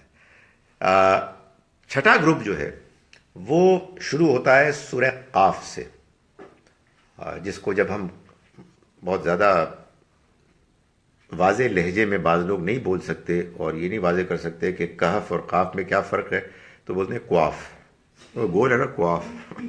سورہ قاف. سو یہ 50th سورہ ہے. اس میں 7 مکی صورتیں ہیں اور 10 مدنی صورتیں ہیں. سورہ تحریم پہ ختم ہوتا ہے, اور اس کے بعد آخری گروپ جو ہے وہ سورہ ملک سے شروع ہوتا ہے, 67th سورہ, اور سورہ ناس پر ختم ہوتا ہے. تو یہ 7 گروپس ہیں. میں آپ کو یہ بتا رہا ہوں دوسرے گروپ میں اللہ تعالیٰ نے 4 صورتیں ہیں جن کو رکھا ہے. انعام اعراف یہ مکی ہیں, اور انفال اور توبہ یہ مدنی ہیں. اس گروپ کا جو پورے کا مضمون ہے وہ یہ ہے کہ اللہ کے رسول صلی اللہ علیہ وسلم نے کیسے اس دنیا میں اللہ کی مدد سے آخری مرتبہ قیامت کے آنے سے پہلے ایک چھوٹی قیامت برپا کی, اور اپنے مینڈیٹ کو مکمل کر کے آپ اس دنیا کو سے رخصت ہوئے. اس میں 4 صورتوں کی ترتیب ایسے ہے کہ آپ نے پہلے مکے والوں کو دعوت دی, جو اصل میں آپ کے امیجیٹ ایڈریسز تھے, آپ کے قوم کے لوگ تھے. تو سورہ انعام میں بیسیکلی دعوت ہے, انویٹیشن. سورہ اعراف جو اگلی سورہ ہے اس میں انذار ہے, وارننگ, یعنی اگر تم نے نہیں مانا اس دعوت کو تو تم اسی دنیا میں سزا سے دوچار ہوگے. چنانچہ اس میں ایک بڑا طویل حصہ ہے وہ کہ جس میں اللہ تعالیٰ نے ان قوموں کا ذکر کیا ہے کہ جو اس سے پہلے اسی عذاب سے دوچار ہوئے, کہ جس عذاب سے قرآن مجید خبردار کر رہا ہے کہ اگر تم نے انکار کیا تو تم ہو جاؤ گے. یہ ہیں مکی صورتیں, دعوت, انویٹیشن, انذار, وارننگ. اب آ گئی مدنی صورتیں. مکی اور مدنی صورتوں میں فرق یہ ہے کہ مکی صورتوں میں بنیادی طور پر اصول, تھیوری بیان ہوتی ہے, اور مدنی صورتوں میں اس اصول کی, ان اصولوں کی پریکٹس کا بھی ذکر ہوتا ہے, اس لیے کہ مدینہ منورہ میں مسلمانوں کو نبی اکرم صلی اللہ علیہ وسلم کو موقع تھا کہ آپ اللہ کے احکام کو سوسائٹی میں نافذ کریں, مجموعی طور پر بحیثیت ایک سوسائٹی کے. چنانچہ سورہ انفال میں اللہ تعالیٰ نے مسلمانوں کی تربیت اور تیاری کی, ان کو تیاری کروائی. کس چیز کی؟ اللہ نے ایک قوم پر اپنے رسول کو بھیجا, اس قوم نے انکار کر دیا, تو اب سورہ اعراف میں جو وارن کیا گیا تھا اس انکار پر اللہ کا عذاب آنا تھا, وہ لازم تھا. لیکن اللہ کا عذاب 2 طرح سے آتا ہے, یا کسی نیچرل کلیمٹی کے ذریعے سے, کسی آسمانی یا زمینی آفت کے ذریعے سے, یا رسول کے ساتھیوں کی تلواروں کے ذریعے سے. نبی صلی اللہ علیہ وسلم کے کیس میں یہ دوسری پاسبلٹی تھی کہ جس کو اللہ تعالیٰ نے منتخب کیا. چنانچہ اس سے پہلے کہ وہ عذاب آئے اللہ نے ان لوگوں کو کہ جن کے ذریعے سے وہ عذاب آنا تھا، جن کو اللہ نے چن لیا، ان کی تربیت کی اور ان کو تیاری کروائی. یہ ہے انفال. اور جن پر عذاب آنا تھا ان کو ایک نمونہ دکھا دیا عذاب کا، جو سورہ انفال میں غزوہ بدر کا ذکر ہے. اور سورہ توبہ یہ عذاب کی سورہ ہے. اس میں اللہ کا وہ عذاب بیان ہوا ہے کہ جو جزیرہ نما عرب عریبین پیننسلا میں اللہ تعالیٰ نے نازل کیا. یہ اصل میں ان لوگوں پر آیا کہ جو کفار تھے، جنہوں نے انکار کیا. یہ کفار 3 کیٹیگریز کے تھے: مشرکین، اہل کتاب، منافقین. چنانچہ آپ یہ دیکھیں گے نیٹلی قرآن مجید نے اس سورہ میں ان تینوں کا ڈسکرپشن دیا ہے الگ الگ، اور ان کی ٹریٹمنٹ جو اللہ کی طرف سے عذاب کی صورت میں ہوئی اس کو بیان کیا گیا ہے. چنانچہ یہ واحد سورہ ہے کہ جو بسم اللہ الرحمن الرحیم کے بغیر شروع ہوتی ہے، اس لیے کہ اس میں اللہ کے عذاب کا ذکر ہے، اور یہ اللہ کے رحمان و رحیم ہونے کے بیان سے اس کی مناسبت نہیں تھی، تو اس کو بیان نہیں کیا گیا ہے. اس کو اگر آپ اس طرح سے دیکھیں گے تو یہ ایک بالکل کوہیرنٹ، نیٹلی نٹ 4 صورتوں کا ایک مجموعہ ہے: دعوت، انعام، وارننگ، اعراف، پریپریشن، انفال، پنشمنٹ، توبہ. تمام گروپس اسی طرح سے انٹرلنکڈ ہیں اور ایک ترتیب کے ساتھ موجود ہیں. آخر میں آپ کو یہ بتا رہا ہوں کہ یہ محض تھیوری نہیں ہے. ایک تو یہ کہ میں نے آپ سے کہہ دیا کہ آپ چاند کو آپ نہیں دیکھنا، میں تو آپ کو کھمبا بھی بتا دیا اور درخت بھی بتا دیے، اور یہ بتا دیے کہ درمیان سے اوپر دیکھنا ہے آپ نے. باقی اس پر آپ کا اعتماد اسی وقت ہوگا جب آپ کہیں گے یار یہ بات سمجھ میں آ گئی. او گاڈ، یہ سورہ طلاق اور پھر سورہ تحریم، مائی گڈنس یار. بس اس کا فائدہ کیا ہوتا ہے؟ آپ یہ محسوس کریں گے کہ آنیسٹلی میں عقیدت کی بات نہیں کرتا، آپ مجھے ماریں گے، لیکن میں کہہ رہا ہوں مجھے عقیدت سے بہت کم دلچسپی ہے. اصل میں عقیدت جینون ہونی چاہیے. آپ امپریس ہوں گے، آپ جینونلی امپریس ہوں گے اس کتاب سے. آپ کہیں گے یار واو یار یہ تو بات اب سمجھ میں آ رہی ہے، کمال ہو گیا ہے. آپ پتہ کیا کہیں گے؟ یار یہ واقعی اللہ کی کتاب ہے. یہ تو ریئلٹی ہے، یہ تو حقیقت ہے. دل سے بات نکلے گی، مائی گڈنس یار اٹ از ٹریمنڈس. تو یہ اس وقت ہوگا جب آپ خود پڑھیں گے. اس کا کوئی اور طریقہ نہیں ہے. کسی کی تقریر سن کے کبھی نہیں ہوتا. میں جو یہ لیکچرز کرتا رہتا ہوں نا، اس کا مقصد کے سوا کچھ نہیں ہے کہ میں اس کو پڑھ لوں اور آپ بھی پڑھنے کے لیے تیار ہو جائیں. لیکن اس کو اصل میں پڑھنا ہے تو آپ محسوس کریں گے کہ مارولس، بریلینٹ، کوئی اس کا یعنی کوئی مقابلہ نہیں ہے. مولانا حمید الدین فراہی سے کسی نے کہا کہ یہ آپ کیوں خامخواہ اتنی مغز ماری کر رہے ہیں؟ قرآن ایک اللہ کی کتاب، عظیم کتاب ہے. ایک ایک آیت جو ہے وہ بہترین ہے، گولڈ ہے، سنگ مرمر ہے، بریلینٹ ہے. تو انہوں نے کہا میری بات سنو، یہ تو بالکل ٹھیک ہے، لیکن تمہیں کوئی فرق نظر نہیں آتا کہ سنگ مرمر قیمتی، اس کا ایک بے ترتیب ڈھیر کھڑا کر دیا جائے، یا اس کو ترتیب سے جوڑ کر ایک پلاننگ کے ساتھ تاج محل کھڑا ہو جائے؟ دونوں سنگ مرمر ہی ہیں، لیکن تمہیں کوئی فرق نظر نہیں آتا. تو یہی فرق ہے کہ جو ہم آپ کو سمجھانے کی کوشش کر رہے ہیں کہ قرآن مجید کی ایک ایک آیت قیمتی ہے یقیناً، لیکن اس کا جو مجموعہ، جو محل، تاج محل اللہ نے تیار کیا ہے، وہ اصل میں اس کے نظم میں ہے، اس کی کوہرنس میں. قرآن مجید میں سورہ ہجر، اب آپ کہیں گے آپ بہت پہلے کہہ چکے ہیں کہ ختم ہونے والی ہے، یہ آخری بات. سورہ ہجر یہ 15ویں سورہ ہے. اس کی آیت نمبر 87 میں اللہ تعالیٰ نے فرمایا ہے کہ وَلَقَدْ آتَيْنَاكَ سَبْعًا مِّنَ الْمَثَانِي، اے پیغمبر ہم نے آپ کو دیے 7، یعنی جوڑا جوڑا، وَالْقُرْآنَ الْحَكِيمِ، یعنی یہ پر حکمت قرآن. یہ اللہ تعالیٰ نے اس کا بیان کر دیا تھا. ظاہر ہے اس کا یہ مطلب نہیں ہے کہ اس آیت کو لوگ ایسے ہی سمجھتے ہیں. اس آیت کے کچھ اور بھی مفاہیم ہیں کہ جو مشہور ہیں، لیکن اگر آپ کبھی پوچھیں گے تو میں بتا دوں گا کہ جو مفہوم عام طور پر لوگ بیان کرتے ہیں وہ مفہوم اس آیت کا ہو نہیں سکتا. چنانچہ اللہ نے اپنے فضل و کرم سے اپنی آیت کی وضاحت اور تشریح بھی ایسے کروا دی کہ اب وہ ہمارے سامنے ہے. اور اب جب ہم قرآن مجید کو پڑھتے ہیں تو ہمیں محسوس ہوتا ہے کہ یہ قرآن یقیناً بہت منظم ہے. اور کیوں منظم نہ ہو؟ اس لیے کہ یہ اللہ کا کلام ہے، اللہ کا پرحکمت کلام ہے، اور یہ کلام وہ ہے کہ جس کو پڑھ کر ہم کو دین میں کیا صحیح ہے کیا غلط ہے یہ سمجھ میں آتا ہے. اور یہی کلام ہے کہ جو تمام مسلمانوں کو باہم متحد کرنے والی کتاب ہے. اقول قولی ھذا واستغفر اللہ.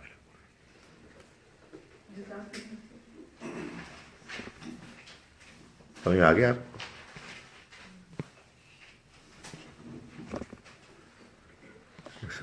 سوال آپ کریں. یہ جو آیتیں ہیں ایک آپ کے لیے اعلان ہے جناب، یوٹیوب میں آپ کے قرآن کے لیکچرز نہیں ہیں. میں نے چیک کیے ہیں، آپ کی ویب سائٹ پر بھی سارے نہیں ہیں. ان کو کیا جواب دو؟ چیٹ میں لنک کر دیں گے جی، اس چیٹ میں آج لنک کر دیں گے. اس چیٹ میں آج لنک کر دیں گے. جواب یہ ہے کہ ہیں. جی اچھا، میں یہ کہہ رہا تھا کہ جو ایک تو آپ کہہ رہے ہیں جو سورت ہیں وہ لنکڈ ہیں. جی سورتوں میں آیتیں بھی لنکڈ ہیں. جی جی جی. اور پیئرز میں وہ بھی ملتی ہیں. یعنی 3 لیولز ہیں. صورتوں کے اندر آیتیں لنکڈ ہیں، جی صورتیں پیئرز کی صورت میں لنکڈ ہیں، جی. اور تمام قرآن 7 گروپس پر مشتمل ہے، اس لیے وہ ساری بھی چیزیں لنکڈ ہیں آپس میں. تو ایک غیر معمولی حسین پریزنٹیشن ہے، کوہیرنٹ، کہ جو قرآن مجید جس کا شاہکار ہے. تو اس کو جب آپ پڑھتے ہیں تو ظاہر ہے کہ آپ اس کو پڑھتے ہیں، ایک ایک آیت سچی بات ہے کہ ہمیں متاثر کرتی ہے، اپیل کرتی ہے، مگر یہ نہیں ہے کہ بہت سی زبردست آیات کو، جس کو میں نے کہا اقوال زرعی کا ایک مجموعہ ہے، کوٹیبل کوٹس، کہ قرآن کو آپ جہاں سے پڑھ جائیں آپ کو بہت مزہ آئے گا، اس میں کوئی شک نہیں ہے. لیکن قرآن مجید کو سیریسلی پڑھنے کا طریقہ یہ ہے کہ آپ اس کو از اول تا آخر پڑھیں، اور پھر جب آپ اس حقیقت کو سامنے رکھیں کہ جو اب دریافت ہو گئی ہے، تو آپ یہ محسوس کریں گے کہ یہ اللہ کا کلام ایک غیر معمولی پریزنٹیشن ہے.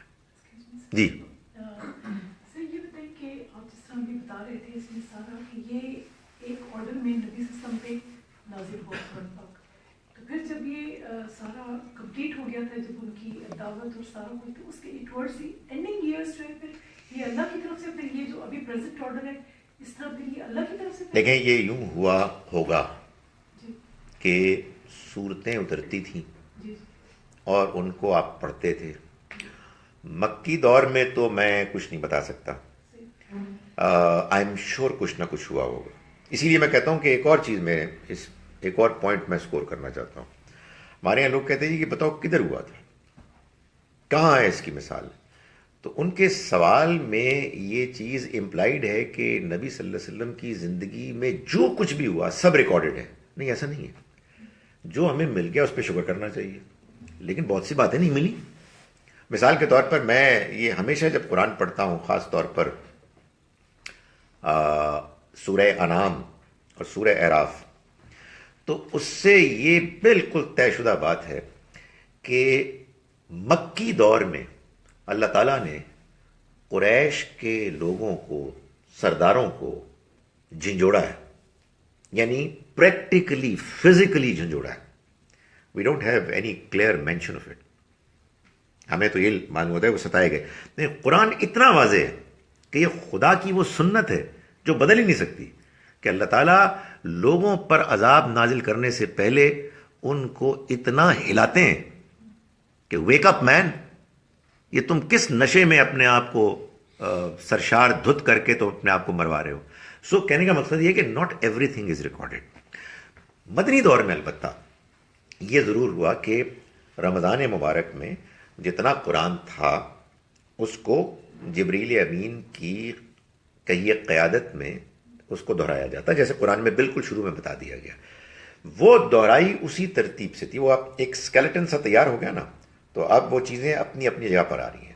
صورتیں آتی ان کو ایڈجسٹ کر دیا جاتا اس جگہ پر. یہ احادیث سے بھی معلوم ہوتا ہے کہ بعض اوقات نبی صلی اللہ علیہ وسلم یہ فرماتے کہ اس کو اس سورہ میں رکھ دو فلاں جگہ پہ جس میں بقرہ کا ذکر ہے، اور وہ پھر ڈال دی جاتی. اس طرح سے ہوا تا وقتے کہ پورا قرآن مکمل ہو گیا، اور آخری رمضان میں اس پورے کو اس ترتیب سے پڑھا گیا.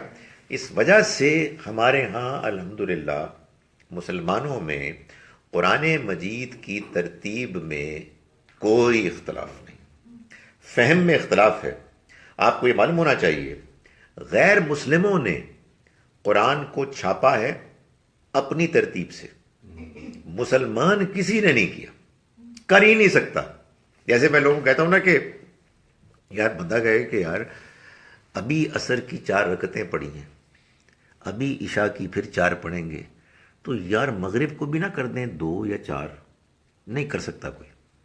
میں نے غلطی سے کی تھی ابھی 2-4 دن پہلے، تو پیچھے والوں نے ٹھیک کر دی. اس لیے کہ یہ دین اللہ کا دیا ہوا ہے، یہ دین اللہ کے پیغمبر کا دیا ہوا ہے، اس لیے اس میں کوئی ترمیم اضافہ نہیں ہو سکتا.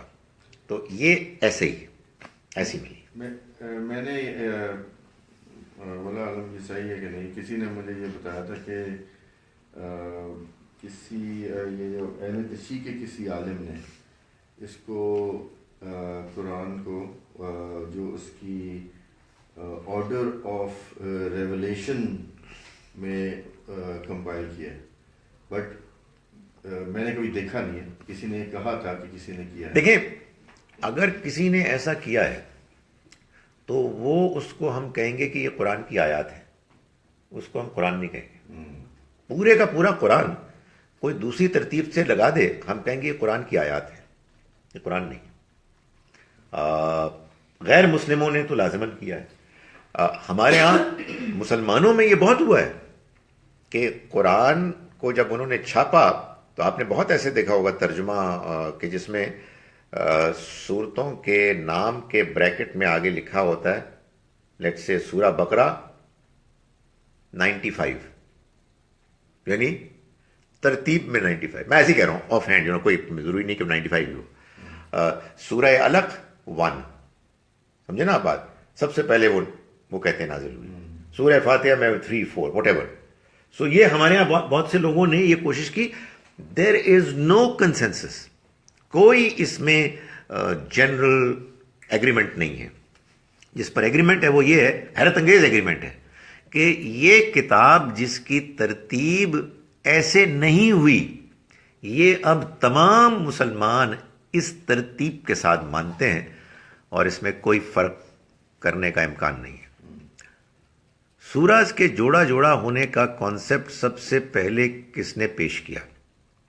دیکھیں میں تو آپ کو یہ بتا رہا ہوں کہ بر صغیر کے عالم مولانا حمید الدین فراہی نے اس کو بیان کیا، لیکن یقیناً یہ جو بات ہے اس سے پہلے بھی لوگوں کے ہاں پائی جاتی ہے. اگر آپ کو اس کو تفصیل سے پڑھنا ہے تو اس پر بڑا عمدہ کام 1980s میں مشیگن یونیورسٹی میں ایک پی ایچ ڈی کی گئی تھی، اس میں آپ کو ملے گا. ڈاکٹر مستنصر میر ان کا نام ہے. ان کی جو پھر تھیسس تھی اس کا ٹائٹل تھا thematic and structural coherence in the Quran. Thematic theme سے اور اسٹرکچرل کوہیرنس ان دا قرآن. یہ اب کتابی شکل میں موجود ہے. تو اس میں انہوں نے یہ سارا بیک گراؤنڈ بھی پھر ڈیولپ کیا کہ یہ یوں ہے، یعنی اس میں پہلے کتنا کام ہوا ہے. wasn't Quran compiled later, it came as wahi on نبی صلی اللہ علیہ وسلم, پلیز کلیریفائی. جی میں یہی تو بات واضح کر رہا ہوں کہ آپ کی بات ٹھیک ہے اگر آپ یہ فرما رہی ہیں کہ اس کی کمپائلیشن بعد میں ہوئی تھی. بعد سے مراد اگر حضور کے بعد تو ہرگز نہیں. یعنی کتنی عجیب بات ہے، آپ کس چیز کو ہم مان رہے ہیں کہ نبی صلی اللہ علیہ وسلم نے تو قرآن کو ایسے ہی یہ سورہ ہے، یہ سورہ ہے، مرضی آپ کی، اور چھوڑ دیا. پھر مسلمانوں نے آپس میں مشورہ کیا یار یہ گڑبڑ ہو رہی ہے کچھ. لوگ شہید ہو گئے جن کو قرآن یاد تھا تو let's do some thing about it, تو کچھ کریں یار. نہیں، یہ مسلمانوں کے درمیان پہلے دن سے اتفاق رہا ہے کہ قرآن ایسا ہی، یہی ترتیب ہے. اس کو لیٹر جو کمپائل کیا گیا، یہ غلط فہمی اس لیے ہوئی کہ بعد میں اس کو کتابی صورت میں لکھا گیا. یہ ہمیشہ کمپٹیشن ہوتا ہے، میں نے دیکھا. جی جی سر، دو سوال ہیں ایکچولی. پہلے یہ کہ ہم جیسے قرآن پڑھتے ہیں تو قرآن جو ایک ہے لیکن اس کی ٹرانسلیشن جو ہے وہ مختلف لوگوں نے کی ہوئی ہیں اور اپنی انڈرسٹینڈنگ کے اکارڈنگلی کی ہوئی ہے، اور کئی چیزیں ایسی ہوتی ہیں جس میں اسکالرس کی بھی رائے جو ہے نا وہ ایک نہیں ہوتی. تو ہمیں کیسے پتہ لگے گا کہ صحیح بات کیا ہے اور غلط بات کیا ہے؟ بیٹے ایک بات تو یہ سمجھ لیں کہ قرآن یہ کہتا ہے کہ وَلَوْ شَاءَ رَبُّكَ، اگر تمہارا رب چاہتا، لَجَعَلَ النَّاسَ أُمَّةً وَاحِدَةً، تو انسانوں کو ایک ہی امت، ایک ہی دین پر جمع کر دیتا. لیکن وَلَا يَزَالُونَ مُخْتَلِفِينَ، وہ اختلاف کرتے رہیں گے. اللہ نے یہ چاہا ہے کہ یہ دنیا کی زندگی ایک امتحان کی زندگی بنے، آزمائش کی. اس وجہ سے اس نے لوگوں کو آزادی دی اور آزادی کے ساتھ سوچنے، فیصلہ کرنے اور عمل کرنے کا موقع فراہم کیا. اگر وہ چاہتا تو وہ ہم کو آزادی دیتا ہی نا، اور وہ سب کو ایک انڈرسٹینڈنگ دیتا اور ایک انڈرسٹینڈنگ پر عمل کرنے پر مجبور کر دیتا. پھر اس کو دنیا بنانے کی ضرورت ہی کوئی نہیں تھی، فائدہ کوئی نہیں تھا. اس لیے کہ دنیا تو اس نے اس لیے بنائی ہے تاکہ وہ جنت کے لیے لوگوں کو ان کی اپنی پرفارمنس پر جو وہ کرتے ہیں ان کا انتخاب کرے. اب آئیں آپ کا سوال، یہ امتحان کیا ہے؟ یہ امتحان دو چیزوں کا ہے، ایک علم اور ایک عمل.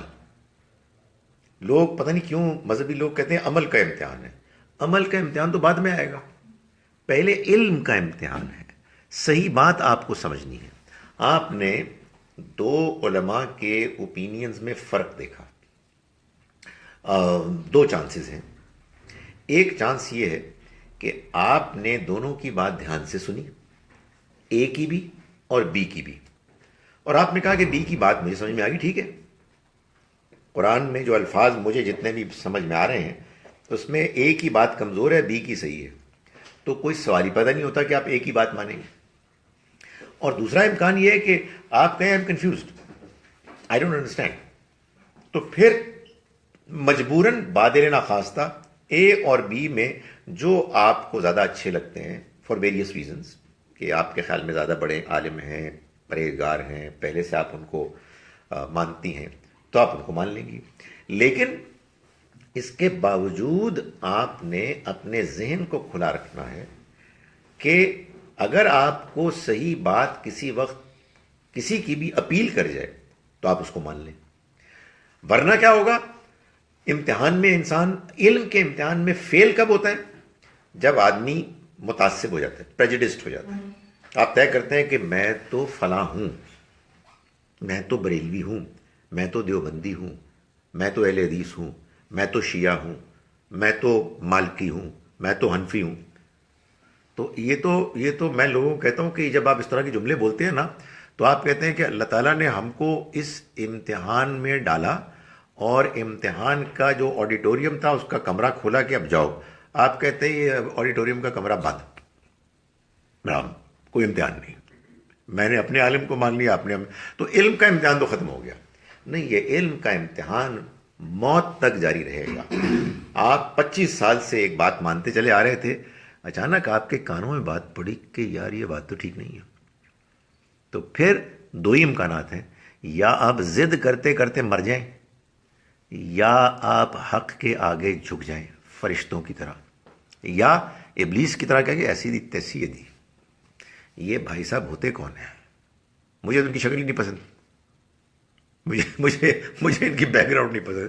تو ہمارے یہاں میں لوگوں کہوں فار گاڈ سیک یار دوسروں پر الزام وغیرہ بعد میں لگانا، پہلے اللہ کی اسکیم تو سمجھ لو. اس لیے یہ اختلاف ہوگا، یہ اختلاف خدا کا ڈیزائن ہے. اچھا، اس اختلاف میں آپ دوسروں پر لان تان کر رہے ہیں. یار آپ خدا کی اسکیم کے خلاف بغاوت کر رہے ہیں. If you are being intolerant, تو آپ پتہ کہہ رہے ہیں مجھے ایکسیپٹیبل ہی نہیں ہے. I don't like this design. Brother, this design is from the Almighty. یہ کسی کا, بھائی خدا تعالیٰ نے مجھ کو آپ کو مسلمان پیدا کیا ہے, ہم سے زیادہ تعداد میں اس نے لوگوں کو عیسائی پیدا کیا ہے, ادھر ہندو پیدا کیے ہیں, ادھر چینی پیدا کیے ہیں. تو جب آپ کھپ ڈالتے ہیں تو آپ اصل میں اللہ کے ڈیزائن کے خلاف احتجاج کرتے ہیں. کیا طریقہ ہے اس کو ہم مانیں کہ ایک ریالٹی ہے, اپنی بات کو سمجھ کے مانیں, بات سمجھ میں آ جائے تو دوسروں کو اچھے طریقے سے جب موقع ملے آپ بات بیان کریں, اور فیصلہ اللہ پر چھوڑ دیں, اس لیے کہ وہ ہے پروردگار عالم, سب کچھ اس نے بنایا ہے, وہی پال رہا ہے, وہی سب کچھ جانتا ہے, اسی کو ہم نے جواب دینا ہے. مجھے آنیسٹلی بہت تھوڑا قرآن پڑھ کر کبھی یہ سمجھ میں نہیں آتی کہ یہ مذہبی لوگ لڑتے کیوں ہیں. وجہ ہی کوئی نہیں ہے یار, کوئی امکان ہی نہیں ہے کہ بندہ لڑے ہے. بھائی یہ بات مجھے سمجھ میں آئی ہے, یہ میرے دلائل ہیں, آپ کو وہ بات سمجھ میں آئی ہے, مجھے آپ سے اختلاف ہے, مجھے لگتا ہے کہ یہ دلیل کمزور ہے. وہ کہیں نہیں, مجھے لگتا ہے آپ کی کمزور, ختم ہوئی بات. لڑنا بڑنا کس کا؟ لڑتے سپر فلوئس پہ ہیں, فنڈامنٹلز پہ تو بات ہی نہیں کرتے, کیونکہ فنڈامنٹلز پہ لڑ ہی نہیں سکتے. سر جی اس کی بھی اگر میں آپ کو چند عبرتناک مثالیں پیش کروں. اچھا, فنڈامنٹلز بیسیکلی 5 ہیں. ایمان میں 3 ہیں اور عمل میں بھی 3 ہیں. آپ کہیں گے یہ تو 6 بن گئے, نہیں اصل میں 5. وہ بھی مسٹری ابھی میں سالو کرتا ہوں. ایک ہے توحید, یہ فنڈامنٹل ہے نا. آپ مجھے بتائیں کہ علماء ہیں جو کہتے ہیں کہ مزاروں پہ جا کے یا رسول اللہ کہہ کے اللہ تک پہنچنا بہت اچھی بات ہے, اور بعض ہیں جو کہتے ہیں یہ شرک ہے, جس کو کہتے ہیں پنجابی میں کدی منیے تے کدی نہ منیے. دوسرا ہے آخرت, جہاں انصاف ہوگا. کچھ کہتے ہیں وہاں انصاف ہوگا, کچھ کہتے ہیں وہاں سفارش چلے گی. بدکار بدترین گھٹیا لوگ ہوں گے اور نبی صلی اللہ علیہ وسلم انشاءاللہ بچا کے لے جائیں گے. فنڈامنٹل سر. تیسری چیز ہے رسالت, وہی نبی صلی اللہ علیہ وسلم اللہ کے آخری پیغمبر. کیا مطلب؟ مطلب یہ کہ آپ کے بعد نہ کوئی اب پیغمبر ہے, نہ کسی کی بات آنکھیں بند کر کے مانی جائے گی, اور نہ کسی کے اوپر وہی نازل ہوتی ہے کہ جو اللہ کا حکم ہے. یہی مطلب ہے نا. بہت سے کہتے ہیں نہیں یہ تو ٹھیک ہے کہ آپ آخری پیغمبر ہیں, اور یہ تو ٹھیک ہے کہ جو کسی اور نئے پیغمبر کو مانتے ہیں وہ ہماری امت میں نہیں ہے. لیکن ایسا نہیں ہے کہ ہمارے بزرگوں پر اللہ کی طرف سے پیغامات نہیں آتے ہیں, اور واضح طور پر آتے ہیں. تو یہ مسئلہ تو ہو گیا نا. اب آئیں اعمال کی طرف. تو وہ جو 6 کو میں نے 5 بنایا تھا اس لیے کہ وہ پہلا سب سے زیادہ گھنونا جرم تو شرک ہے. شرک کی میں مثال آپ کو دے چکا ہوں کہ لوگ کہتے ہیں جی کہ بات یہ ہے کہ مزار پہ جا کے مانگنا یہ تو مطلب وسیلہ ہے, وہ وسیلہ کہ جو قرآن میں بیان ہوا ہے. کچھ کہتے ہیں یہ شرک ہے. دوسرا بڑا جرم ہے قتل. سب سے بڑے گناہوں میں سے دوسرا بڑا گناہ ہے قتل. کچھ کہتے ہیں یہ جو تم کام کر رہے ہو خدا کا خوف کرو, یہ قتل ناحق ہے, فساد فی الارض ہے. کچھ کہتے ہیں جہاد فی سبیل اللہ. یہ آپ کے جو ٹیررسٹ تھے یہ باقاعدہ دینی انڈرسٹینڈنگ ورڈکٹ کے ساتھ آئے تھے, اور ہیں ابھی بھی موجود, کہ ہم نے خدا کے دین کو پوری دنیا پر پھیلا دینا ہے, اور بندے مار دیتے ہیں. وہ کہتے ہیں یہ تو ہوگا, جہاد میں تو ہوگا. تیسرا زنا. ظاہر ہے کہ یہ تیسرا بڑا گناہ ہے. کچھ کہتے ہیں یہ گھٹیا تم عمل کر رہے ہو, یہ زنا ہے. کچھ کہتے ہیں نہیں یار, یہ اپنے بھائی کی ایکس بیوی کو حلالے کے ذریعے سے اس کو واپس کرنا ہے. تو اب آپ بتائیں کہ آپ کہہ رہے ہیں کہ فنڈامنٹلز میں اتفاق ہے. کون سا اتفاق؟ کوئی اتفاق نہیں. اس لیے میں یہ کہتا ہوں کہ آپ کو اپنی عقل کو ہر حال میں استعمال کرنا ہے. یہ ہو کیسے سکتا ہے آپ مجھے بتائیں کہ یار یہ سارے اختلافات ہیں مگر مجھے یہ عالم بہت اچھے لگتے ہیں, یہ جو کہیں گے میں اس کو مان لوں. کیسے مان لوں گا؟ فرض کیجئے کہ میں اس جگہ پیدا ہوا ہوں جس جگہ جو کام ہوتا ہے اس کو دوسرے لوگ شرک کہتے ہیں. تو جب مجھے کوئی یہ کہے گا کہ آپ نہیں hold on, don't do that, یہ تو شرک ہے, سب سے بڑا گناہ ہے, تو ظاہر ہے پھر میں یہ کہوں گا شٹ اپ یار, مائنڈ یور اون بزنس. میں کہہ نہیں سکتا, ایک مسلمان یہ کام کر ہی نہیں سکتا. وہ کہے کہ یار اچھا استغفر اللہ یار مجھے سمجھاؤ, آئی وانٹ ٹو انڈرسٹینڈ. اور جیسے ہی کام شروع ہوگا آپ کے علم کا امتحان شروع ہو جائے گا. اور علم کا امتحان جو ہے وہ ہر ایک کو اپنی حیثیت کے حساب سے دینا ہے. یعنی جہاں کنفیوزڈ ہو جائیں جینوئنلی, وہاں ان کی بات مانیں کہ جن کی بات آپ پہلے سے مانتے چلے آ رہے ہیں. لیکن جہاں آپ کو بات سمجھ میں آ جائے وہاں بھائی صاحب آپ کر کیا سکتے ہیں. یعنی میں کہتا ہوں کہ میں لوگوں کو کہتا ہوں کہ ایک عالم کو یا ایک انٹیلیجنٹ سادہ آدمی کو بات سمجھ میں آ گئی کہ اللہ تعالیٰ قرآن میں یہ کہہ رہا ہے, پر وہ کہہ رہا ہے لیکن میں ہوں تو شافعی. یہ کہہ سکتا ہے کوئی میں شافعی ہوں اصل میں؟ واٹ ڈو یو مین یار, میرا چیخنے کو جی چاہتا ہے کہ تم شافعی کا مطلب ہے یار اس کا. دس از این ایبسرڈ اسٹیٹمنٹ. آپ خدا کی بات کو سمجھ گئے قرآن سے اور آپ کہتے ہیں میں شافعی ہوں, تو یہ نہیں ہو سکتا. یہ ہمارے ہاں عجیب و غریب قسم کی چیزیں ہیں جو لوگوں نے پھیلائی ہوئی ہیں. ہم صرف اللہ کے دین کے ماننے اور اس پر عمل کرنے کے پابند ہیں. ہاں ہماری اپنی انڈرسٹینڈنگ لمیٹڈ ہے, اس میں ہم سچائی کے ساتھ جاننے کی کوشش کریں گے کہ کون سی بات صحیح ہے کون سی غلط ہے. اسی امتحان میں ہم کو ڈالا گیا ہے. سوالات بہت بڑھ گئے ہیں ادھر, اس کو مختصر جواب دے دوں نماز میں. آپ ضرور دیں. But sir who did the grouping, میں یہ آپ کو بتا چکا ہوں, شاید آپ ذرا لیٹ شامل ہوئے ہیں.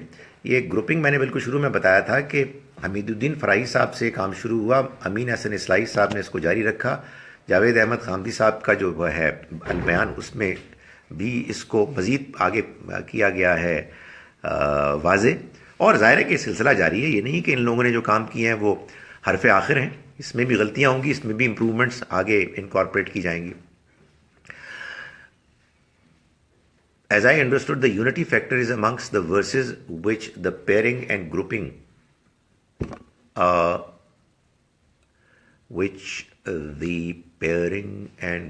is amongst the surahs. I can understand and follow this coherent aspect of the Quran. However, sometimes I do get the impression though that there are some verses that appear to form their own independent context. It is me not following the cohesion of the Quran. وہ اس کی مثالیں دیں. دیکھیں میں یہ نہیں کہہ رہا کہ آج کے بعد جب میں آپ کے سامنے قرآن پیش کروں گا تو آپ کو اتنی زبردست ساری کوہرنس نظر آ جائے گی. یہ چیلنج ہے. اگر ساری کی ساری بات واضح ہو جائے تو میں آپ کو بتاؤں پھر بڑی بوریت ہو جائے.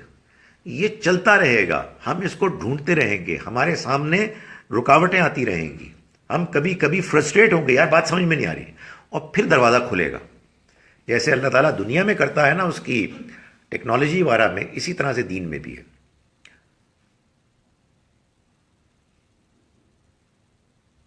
کیا سر گامدی صاحب کا البیان 5 صورتوں میں ریکارڈ ہے, آگے نہیں ہے, پلیز کلیئر کریں. نہیں وہ 5 والیومز ہیں سر, 5 صورتیں نہیں ہیں. 5 والیومز میں 7 گروپس ہیں.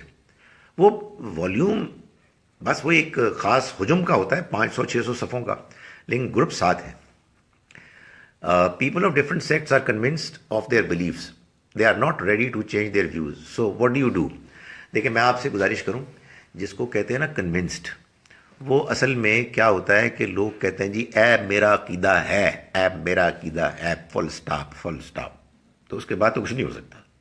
لیکن اگر آپ گفتگو کے لیے تیار ہو جائیں اور قرآن کو اپنی کسوٹی بنائیں تو پھر انشاءاللہ چیزیں ہلیں گی. پھر ہمیں پوچھنے کی اجازت دیں لوگوں سے, لوگوں کو بات کرنے کی اجازت دیں تمیز کے ساتھ. تو آپ دیکھیں گے کہ جس کو لوگ کہتے ہیں نا یہ ہمارا عقیدہ ہے اور اس میں کسی کی گنجائش نہیں, اصل میں وہ اس لیے کہتے ہیں کہ ان کو ڈرا دیا گیا ہے کہ آپ نے اس سے نہیں ہلنا ورنہ گمراہ ہو جاؤ گے. تو یار یہ تو وہ ہے, دھاندلی ہے کہ آپ فاؤل پلے ہے کہ آپ نے لوگوں کو پہلے سے ڈرا دیا.